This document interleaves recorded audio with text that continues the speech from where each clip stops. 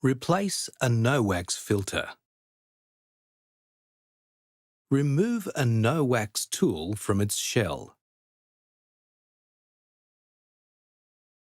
The tool has 2 points, one with the removal tool and one with the new filter.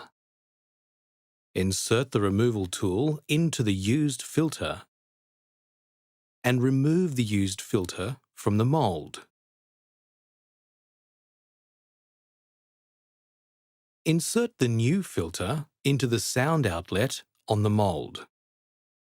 Dispose of the tool and used filter.